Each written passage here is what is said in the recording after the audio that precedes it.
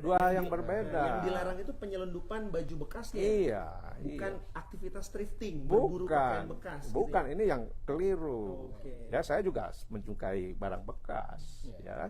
Saya juga apakah furniture atau apapun gitu. Itu kita tidak ingin benturkan dengan itu, dan memang ada marketnya, ya, terutama ada masalah daya beli, akses, ya, selain juga tadi ini culture lah, gitu.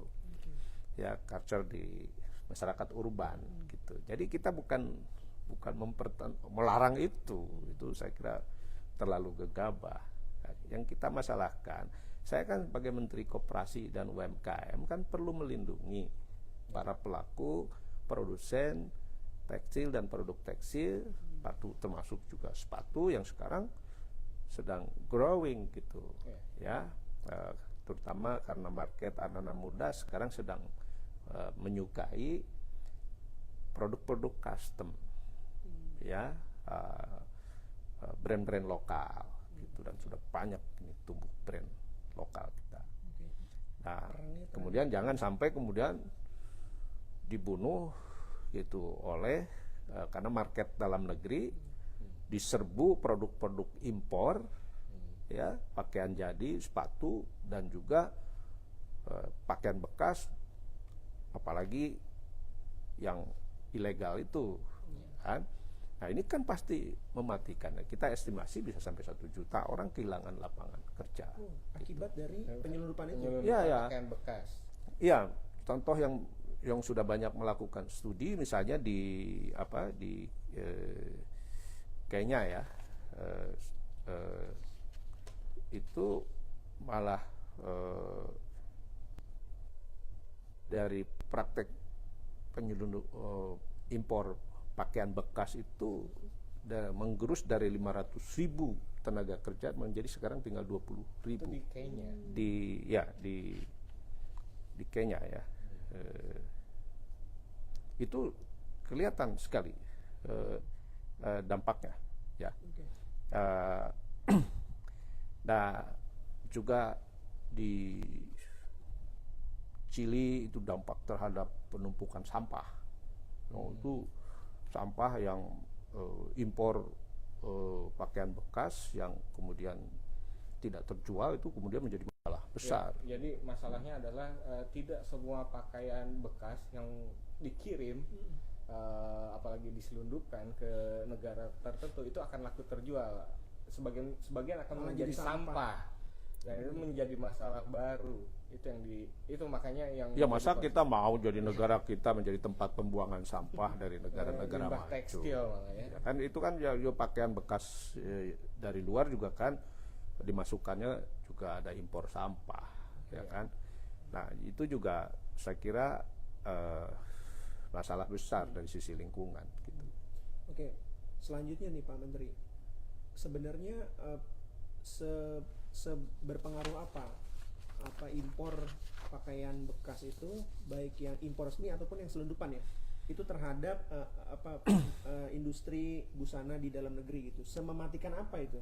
Begini, kan kita sejak industri manufaktur masuk ke Indonesia itu pertengahan atau awal tahun 80-an sampai tahun 2000-an itu kan kita tuh menjadi eksportir produk tekstil, ya, pakaian jadi dan sport shoes, sepatu olahraga. Sampai kita dulu Indonesia itu bisa mensuplai sepatu olahraga ke pasar dunia itu 20%. Ya, sekarang tinggal 2%. Vietnam 22%. Jadi ekspor kita keluar itu juga nggak bisa, bukan hanya Indonesia sih, nggak bisa bersaing dengan produk dari Cina. Nah, sekarang di dalam negeri pun kita, ya, terutama yang produsen-produsen UMKM, kan tadi kan yang ekspor itu biasanya adalah dari brand-brand besar yang memang memproduksi subcontractingnya perusahaan-perusahaan yang ada di dalam negeri, ya, maklun, ya, lalu mereka ekspor lagi kan. Nah, tapi yang dari UMKM kan lebih fokus ke brand-brand lokal itu masuk ke pasar dalam negeri, pasar domestik. Nah, ya nggak bisa kalah bersaing lah, nggak bisa bersaing kan kalau masuk begitu deras, ekspor pakaian jadi masuk ke dalam ke sini, termasuk juga pakaian bekas apalagi yang selundupan. Ini kan satu proses panjang yang kemudian akibatnya angka ekspor pakaian jadi ke dalam negeri itu kan tinggi gitu. Nah, kalau kita terus biarkan, ya lama-lama kita mati produsen pakaian jadi, pabrik-pabrik tekstil, karena UMKM lokal nggak lagi membeli produk kainnya dari produsen dalam negeri gitu. Saya kan waktu pandemi tuh dari asosiasi perteksilan tuh seneng banget. Ternyata yang bisa menyelamatkan pabrik-pabrik tekstil di dalam negeri itu justru para pelaku UMKM, meskipun ordernya kecil-kecil. Mereka lah yang menyelamatkan pabrik-pabrik tekstil itu untuk memproduksi di dalam negeri. Jadi kita udah di Smesco itu udah mau bikin tuh tadinya pusat data ini bahan baku kain gitu. Karena mereka udah melihat dari para produsen kain tekstil di dalam negeri itu yang menyerap itu justru para pelaku UMKM. Nah, sekarang kan udah pada gulung tikar sehingga industri tekstilnya juga kan terganggu. Nah, itu udah pasti. Jadi masa kita mau biarkan market kita yang begitu besar 270 juta ya mestinya didominasi oleh produk-produk dalam negeri, ya sekarang kita terbunuh gitu ya. Nah, jadi ini satu hal yang sangat serius. Lama-lama kita hanya nanti akan menjadi pedagang barang bekas lagi, ya kan? Kita tidak lagi menjadi produsen. Dan Pak Presiden kan sudah memberi arahan, ya kurangi impor. Ya, kalau sudah bisa diproduksi di dalam negeri, produksi di dalam negeri. Sekarang kan pemerintah sedang menggerakkan misalnya bagaimana pemerintah juga membeli produk koperasi dan UMKM.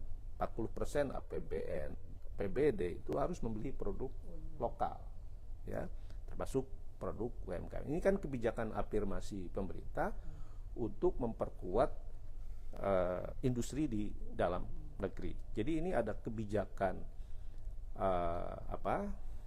substitusi impor untuk belanja pemerintah. Nah, memang kita harus akui masih banyak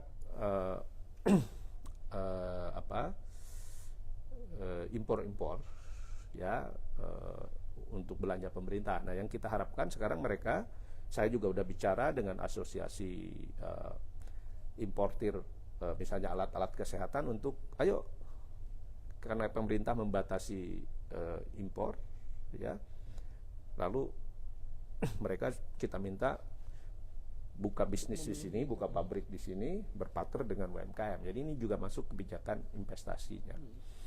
Nah, ini sedang begitu gitu ya. Jadi, nah kembali lagi tadi undang-undang perdagangan ya nomor berapa? Nomor 4 ya, nomor 7 tahun 2014 termasuk Permendag nomor 51 tahun 2015 kan memang sudah melarang kan impor pakaian bekas. Tapi kalau kita lihat data BPS tahun lalu 2022 impor pakaian bekas naik 623%. Padahal sudah dilarang kan itu? Ya, sudah dilarang malah. Iya, ini kan. Problemnya di apa? Nah, ya itu kan bukan urusan saya. Saya kan urusannya saya teriak karena karena ada jamaah saya terganggu nih, pasukan semut saya terganggu bisnisnya. Masa saya dari koperasi dan UMKM diam gitu loh. Gitu. Jadi gitu. Mau nunjuk menteri nih enggak? Mau menyalakan?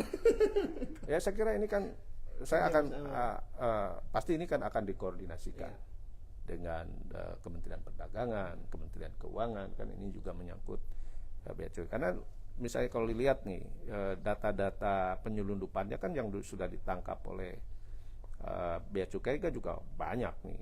Ya ada 22 penindakan di Tanjung Priuk, lalu di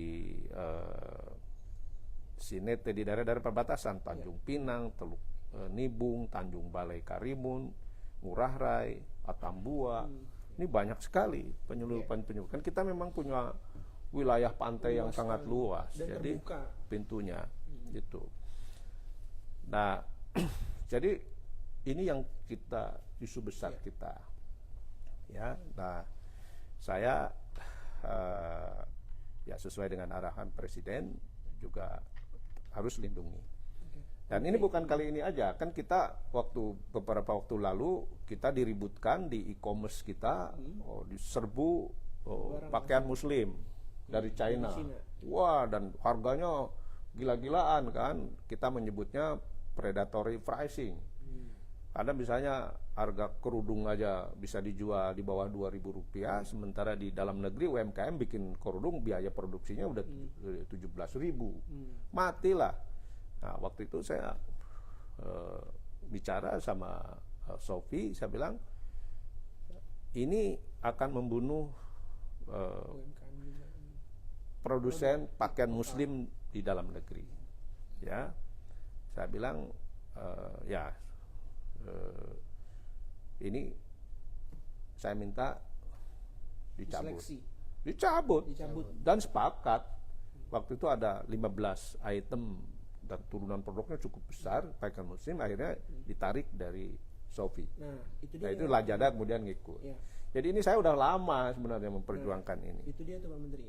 Artinya yang menjadi biang kerok matinya industri busana lokal itu sebenarnya bukan cuma soal penyelundupan juga, tetapi yang tadi itu yang e-commerce juga.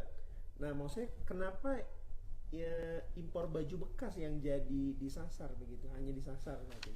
Atau memang menyeluruh gitu? Ya, ini menyeluruh. Jadi jangan dipertentangkan. Misalnya ini impor pakaian jadinya cukup besar, pakaian bekas yang jadi korban. Bukan itu, saya kira.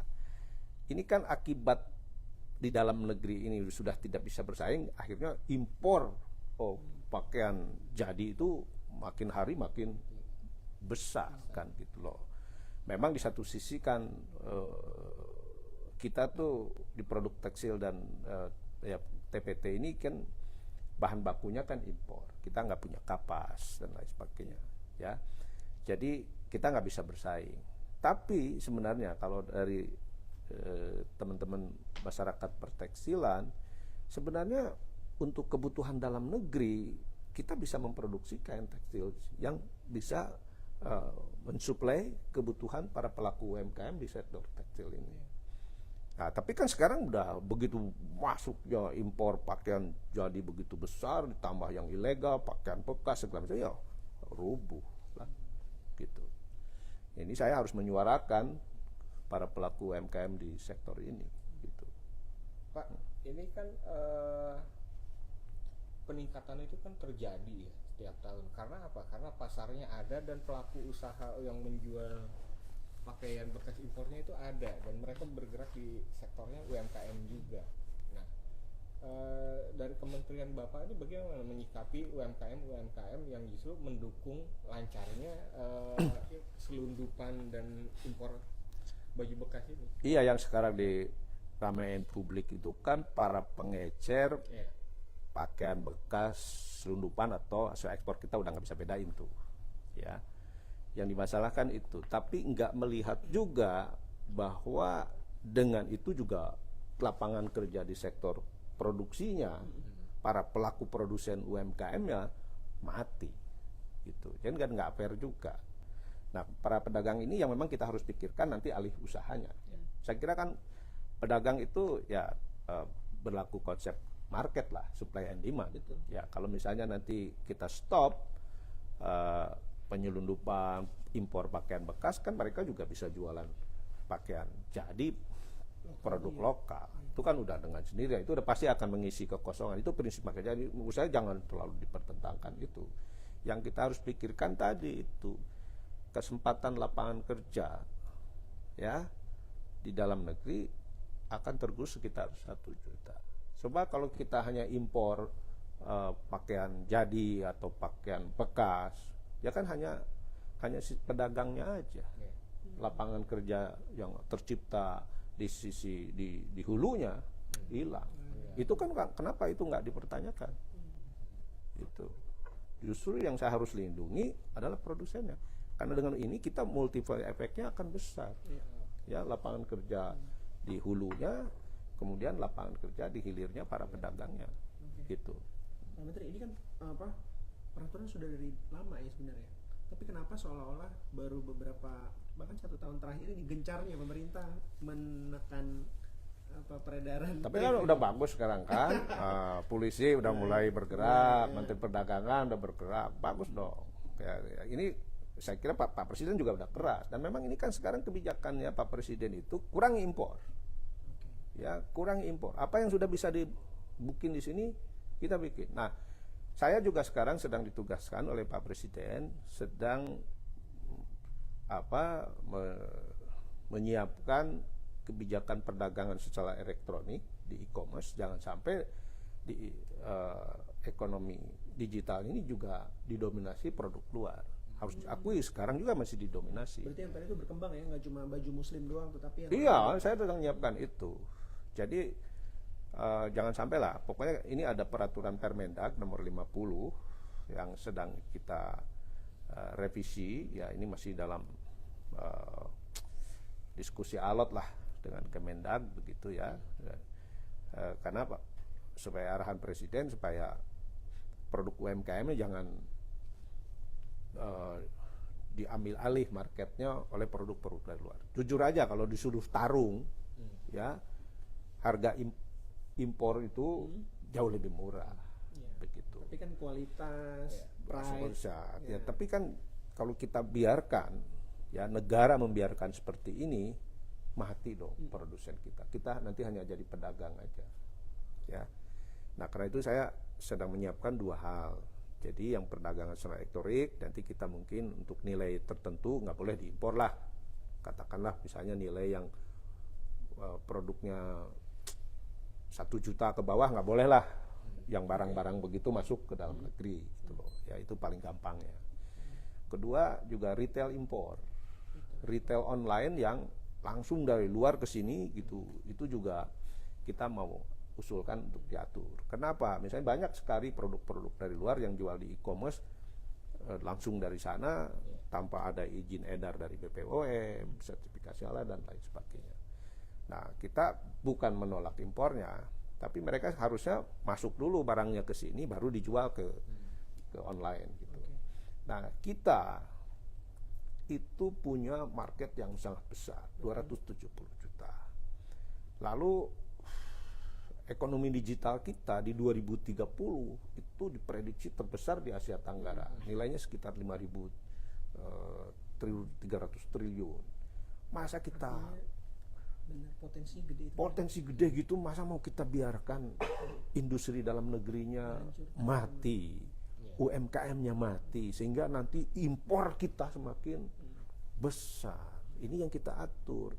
Nah, waktu dalam kasus Shopee kemudian Lazada ikut, mereka akhirnya ngikut kok, meskipun Permendagnya masih boleh.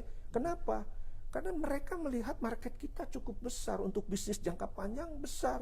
Kalau kita agak sedikit nginjek kaki kan, menurut saya kita harus punya keberanian begitu. Karena kita punya daya tawar yang luar biasa, market kita besar. Apalagi kita juga di dalam negeri banyak produk yang belum bisa dibikin oleh bangsa kita, sehingga itu juga bisa masuk. Itu yang saya katakan kepada Shopee waktu itu. Ngapain kamu ngebunuh pelaku pakaian muslim di sini? Kalian kan dari China masih banyak produk yang kita tidak punya, kita belum bikin, market kita ada. Akhirnya sepakat deal mereka. Nah, seperti itu kan saya kira kalau semua kementerian mau bicara kan bisa, karena kita nggak usah takut, market kita besar, semua orang mau investasi, semua orang mau jual di sini. Tapi kita juga jangan seperti didikte oleh luar gitu. Kita juga harus punya martabat, kita juga punya harga diri gitu loh. Kita juga harus melindungi para pelaku bisnis di dalam negeri. Semua negara melakukan itu.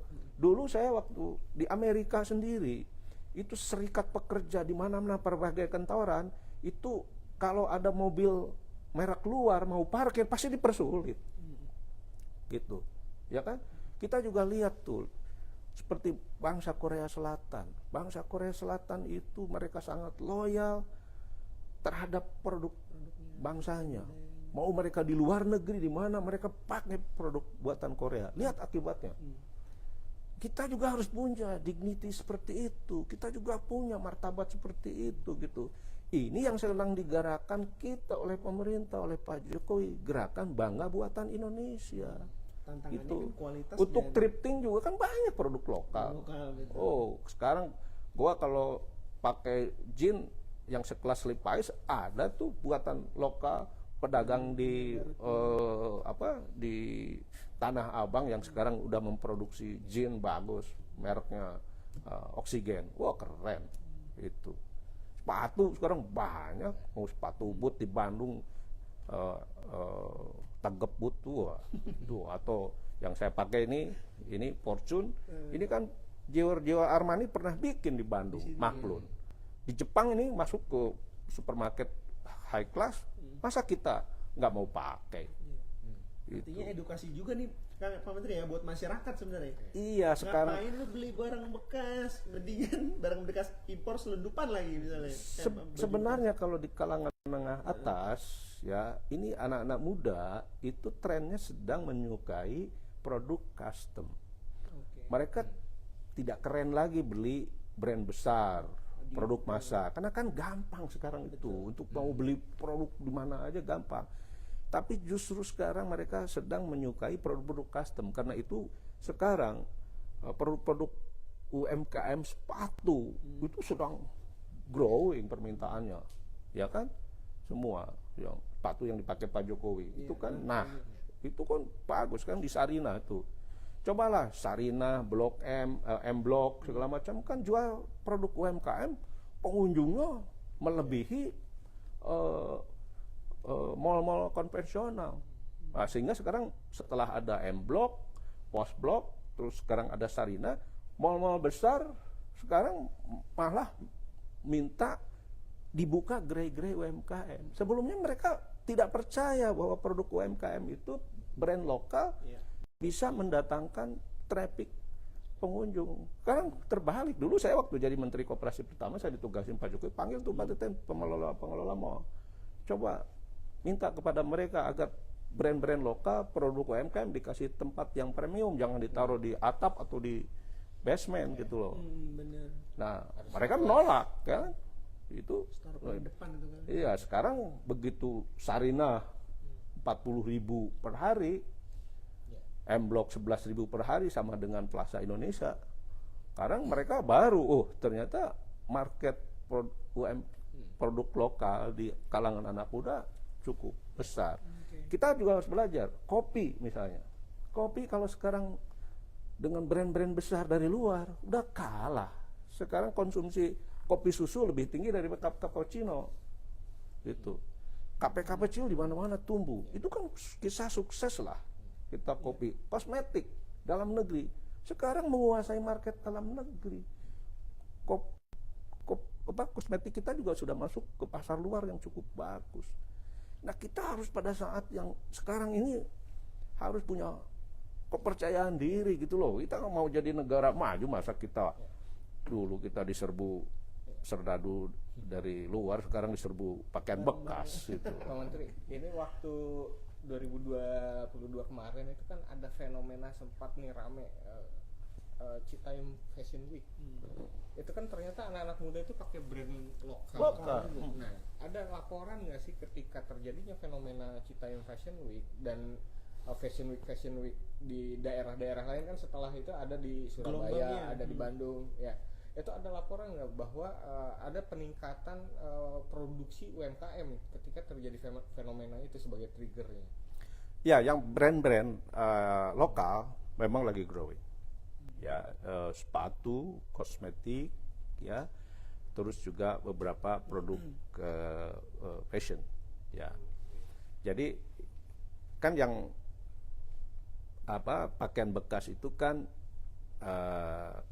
kelas menengah bawah, itu marketnya memang karena faktor daya beli, ya, bukan soal kultur thrifting. Kalau kultur thrifting sih bisa aja orang kaya juga suka, yang punya daya beli juga suka barang bekas itu secara soal.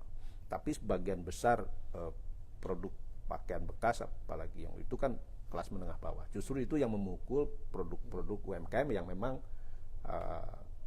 konsumsinya untuk yang bawah. Itu terpukul. Kecuali yang tadi, yang produk-produk UMKM yang brand lokal memang menggarap menengah atas. Dan itu memang tren di survei juga anak-anak tadi yang produk custom. Ya, produk custom itu kan bukan produk asal, tapi desainnya bagus, produknya tidak banyak, gitu kan. Itu yang sekarang diminati oleh anak-anak muda. Kalau itu sih growing. Nah, jadi menurut saya tuh sedang melihat ada satu kebangkitan industrialisasi yang dulu mass production gitu, industrinya sekarang tuh justru custom. Ya. Contoh ya karena kalau UMKM kalau produk massal pasti kalah apalagi sama China. Betul. Ya kan? Justru kita harus masuk custom seperti Gucci ya di Italia itu kan bukan mass production. Betul. Nah, saya kebetulan nih lagi beresin industri kulit di Garut ya. Nah, kebetulan sama nih dengan Gucci di Italia dan di Garut itu sama umurnya 100 tahun. Oh, ada merek yang sama gitu kan? Bukan, Apanya? industri Oh, kulit. industrinya, Ya, oke. industri kulit di Italia dengan Gucci itu dengan yang di Garut itu sama 100 tahun. Sama-sama awalnya bikin sandal kuda. Oke. Nah, tapi dari Italia perkembangan industri fashionnya luar biasa sampai brand seperti Gucci ya, produk ya branded lah gitu. Sementara di Garut saya masih sederhana. Penyamakannya udah bagus, tapi produk hilirnya kan aksesorisnya masih kelihatan norak, jahitannya belum ini karena modernisasi alat produksi hilirnya belum bagus. Nah, ini yang kita akan bangun nanti rumah produksi bersama. Saya kerjasama dengan Ibu Poppy Darsono untuk langsung juga kerjasama dengan Itali untuk nanti kita bangun rumah produksi yang dengan peralatan modern sehingga kita itu nanti bisa bikin jaket kulit ya sekelas produk-produk luar gitu ya, tas dan lain sebagainya. Nah, kita sedang itu. Nah, nanti menurut saya ini akan mudah-mudahan ya dari sini kita bisa membangun kesadaran masyarakat untuk kita mulai memperkuat konsumsi masyarakat kita terhadap produk lokal. Hanya dengan begitu kita bisa terus meningkatkan kualitas UMKM kita. Sebab kalau produk UMKM nggak ada yang beli, mereka nggak punya opportunity, kemampuan untuk terus meningkatkan kualitasnya. Ya, tapi kalau kita beli, karena itu pemerintah sekarang 40% membeli produk UMKM. Itu maksudnya, APBN ya? iya APBN 400 APBD. triliunan kita beli. Ya. Nah, itu maksudnya. Kalau pemerintah beli, masyarakat juga ikut beli, nanti UMKM kita kan punya cukup pembiayaan untuk membiayai pengembangan produknya sehingga produk kita berkualitas. Begitu. Oke. Jadi nanti akan ada suatu saat lihat seseorang enteng tes bilang Gucci ya enggak ini buatan Garut. Buatan Garut. Kan keren kan? Justru Itu. nanti kedepannya flexingnya bukan flexing Gucci ya, Iya. tapi flexing Garut. Kalau Garut mungkin bukan flexing kali ya. Apa sebutannya? Pride aja kali ya. Ya, bisa Garut sebenarnya. Pride. Bisa. Ya. Oke, Pak Menteri selanjutnya nih, kembali lagi ke soal apa namanya baju bekas impor itu, impor bekas. Nah, lantas yang sekarang lagi galau ini para penjualnya, Pasar Baru, di Senen, di Blok M, mereka galau karena pemerintah dilihat gencar sekali berantas apa namanya thrift itu. Bahkan mereka sudah sempat mengaku mereka kehilangan stok lagi, gitu. Nah, apakah pemerintah punya apa namanya solusi nih untuk mereka gitu? Kalau saya tadi prinsip market ya, prinsip pasar, prinsip supply and demand itu kalau ini barang-barang bekas selundupan dari luar ini kita berhasil kita kunci sehingga kan nanti kebutuhan pasar tadi termasuk para pedagang itu dengan sendirinya nanti akan diisi oleh produsen dalam negeri. Orang siap kok semuanya. Cuma ini sekarang bisa idle aja pabrik-pabrik fashion kita itu kan waktu pada lari keluar ke seperti sepatu olahraga sekarang lari ke ke Vietnam, tekstil juga sama. Itu kan sebenarnya pabriknya masih ada. Ya, pabrik-pabriknya masih, permesinan juga masih ada. Jadi sekarang yang anak-anak muda bikin sepatu itu kan juga diproduksi di pabrik-pabrik itu yang dulu mereka maklun dari merek-merek luar, jutaan piece, ya sekarang skala kecil udah muncul gitu loh. Ya, ekosistemnya dari sisi produksinya sudah ada. Pabrik-pabrik tekstil untuk memproduksi kain itu juga sudah ada. Gitu. Artinya penjual ini diminta alih usaha, nanti produknya nanti menurut saya sebentar lagi, karena ini kan kita sudah punya kemampuan untuk memproduksi pakaian jadi sampai ke bahan bakunya pun kainnya juga udah kita punya kemampuan. Nah, cuma sekarang mati karena derasnya impor pakaian jadi termasuk yang ilegal gitu. Ya. Nah, itu mati. Nah, sehingga kalau ini sekarang kita beresin, itu dengan sendirinya dalam waktu dekat produsen lokal akan masuk kebutuhan dalam negeri. Jadi para pedagang ini nanti akan tetap bisa jualan. Jadi nggak usah khawatir. Memang dalam jangka pendek mereka akan terdampak. Ini yang kita sedang pikirkan dengan Pak Mendak. Artinya pemerintah tidak tetap mengawal peralihan mereka kan ya? Iya, mereka itu pastilah. Saya tahu persis. Ya? Saya tahu persis. Pebisnis termasuk para UMKM itu kan fleksibel banget kan.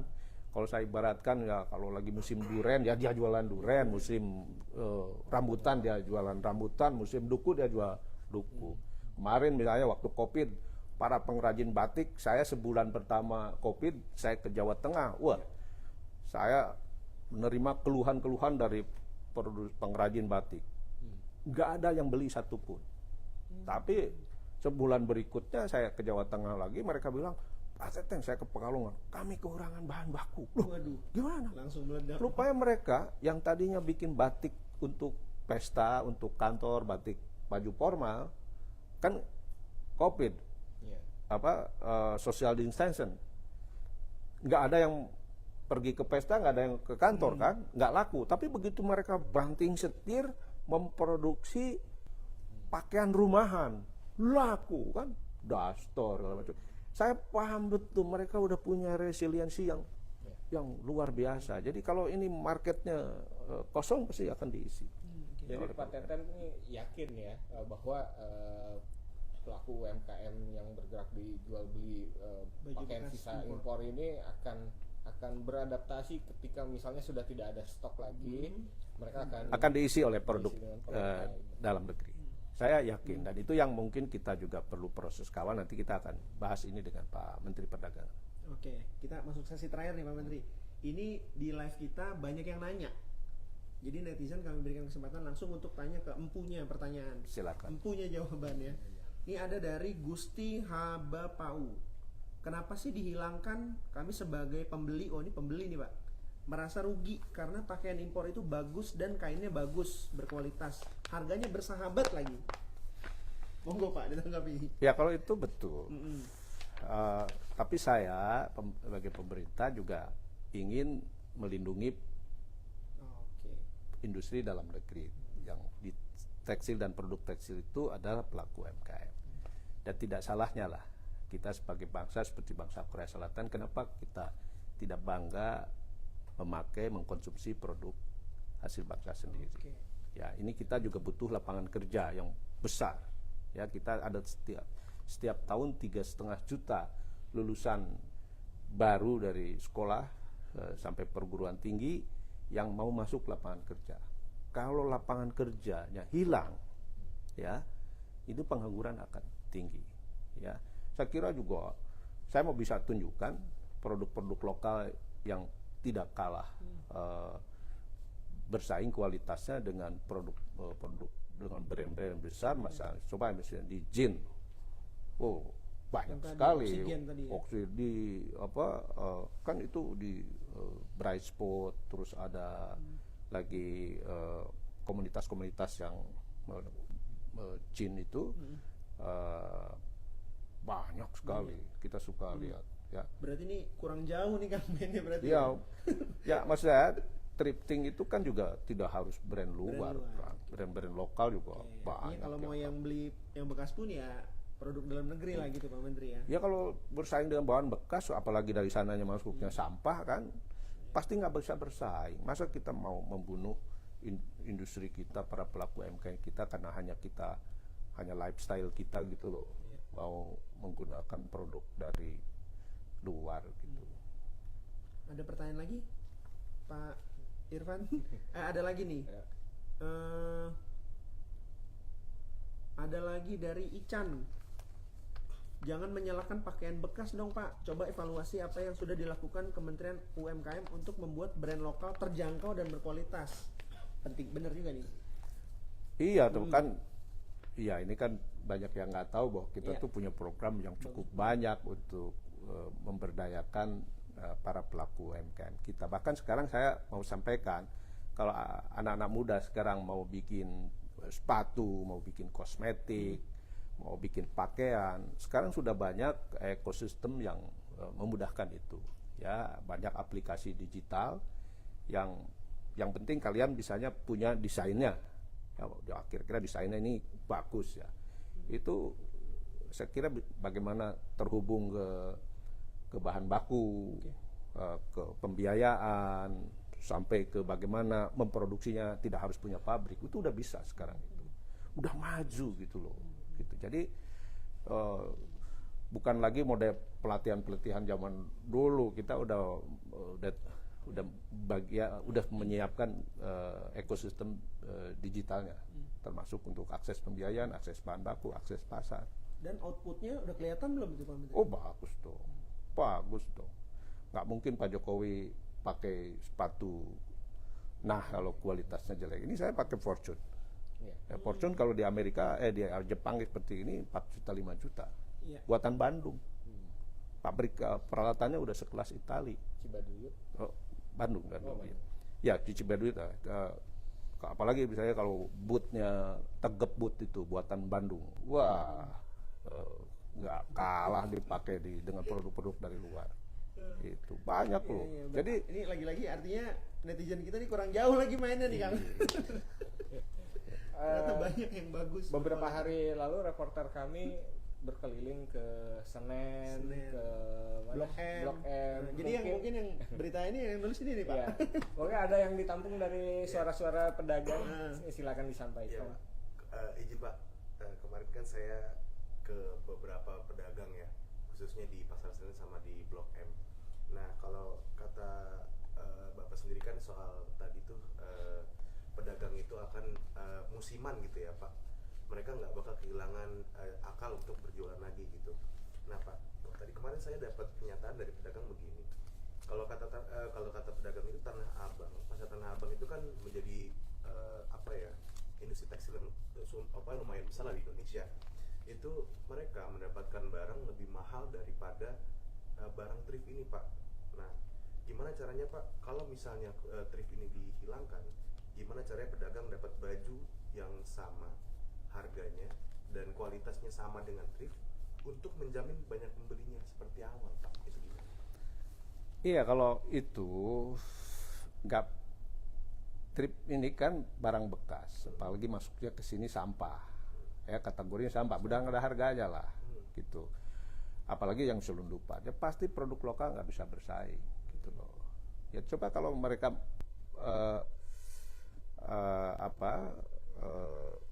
tapi saya yakin kalau ini kita stop, produk lokal akan naik gitu loh. Pertanyaan saya, kita mau dukung buatan dalam negeri atau kita mau bunuh atau dari luar? Kan saya kira penting sebagai satu bangsa ada pemihakan itu. Tadi bangsa Korea udah paling top lah.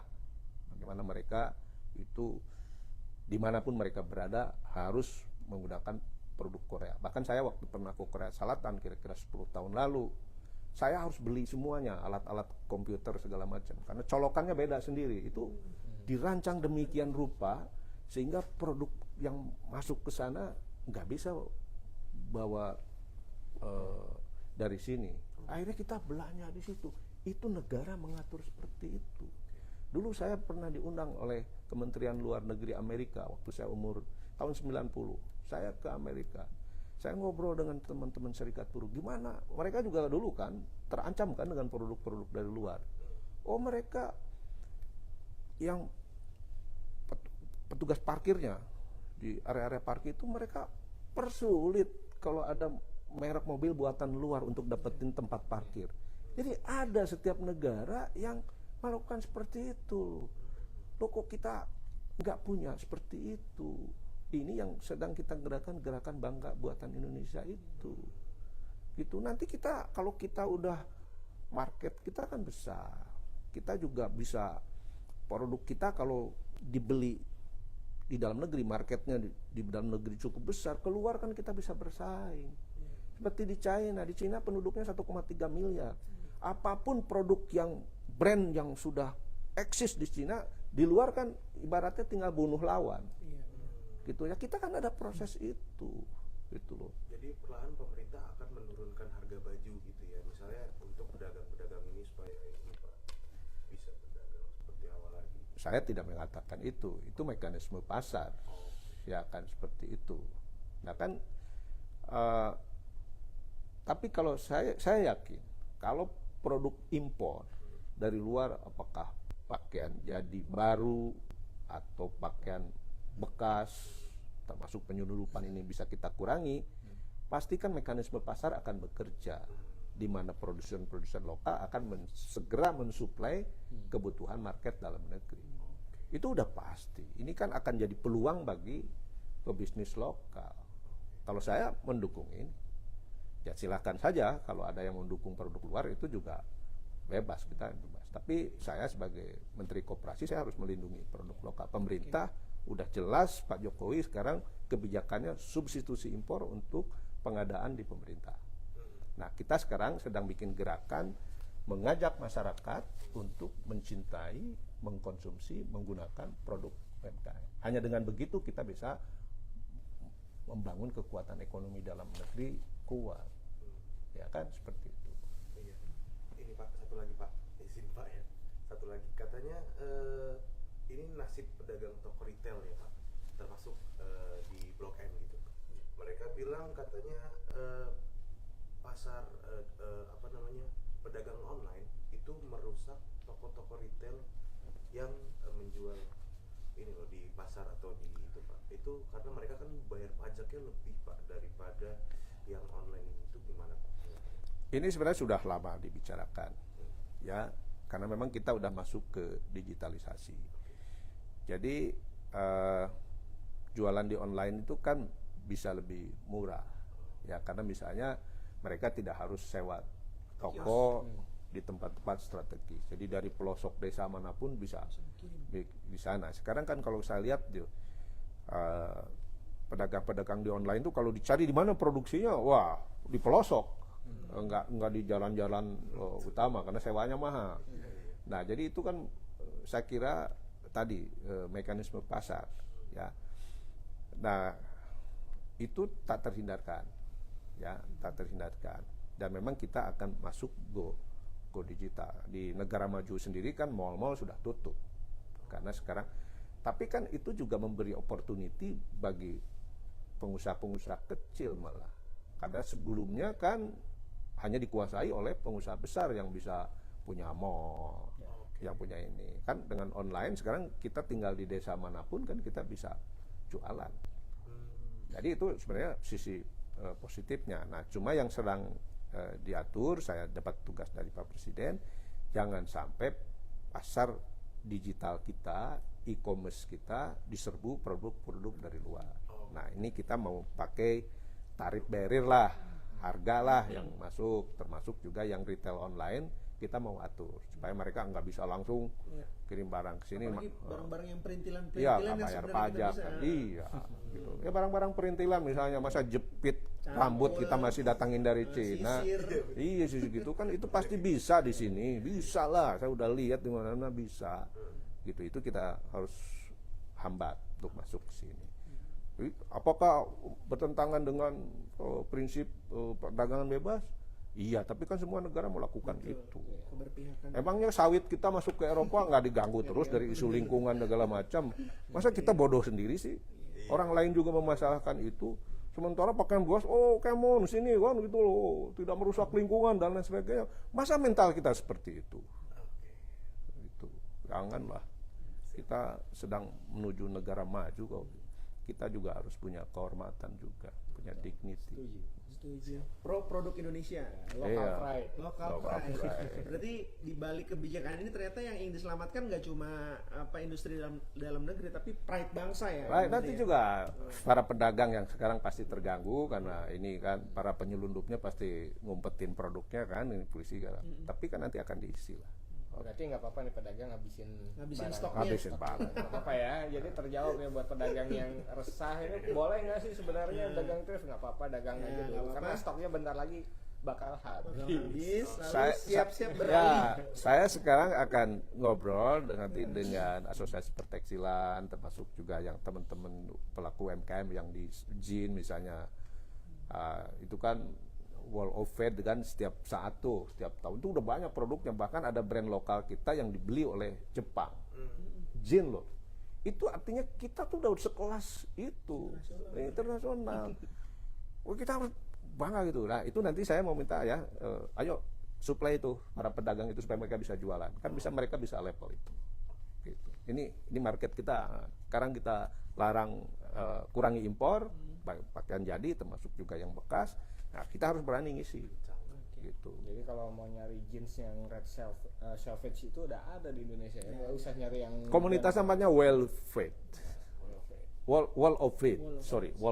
Jadi nggak perlu nyari ke yang bekas-bekas itu ya, Pak? Oh, itu yang saya nyari di situ, setiap ada event itu saya hadir.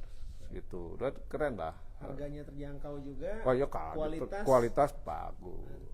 Kan mereka kan brandnya bukan belum mahal, tapi kualitas. Karena itu diambil Jepang, saya lupa mereknya. Brandnya diambil Jepang. Brand lokal loh. Artinya market produk itu sudah berkelas sehingga brandnya yang dibeli. Gitu. Ya. Oke, Pak Menteri, Oke, terima kasih atas thank you. waktunya. Ya. Itu tadi perbincangan kita sama Pak Menteri Koperasi dan UKM, Pak Teten Mas Duki. Saya Fabian dan Saya Irfan Maulana. sampai jumpa di wawancara kami berikutnya. Oke, terima kasih, kami mohon pamit.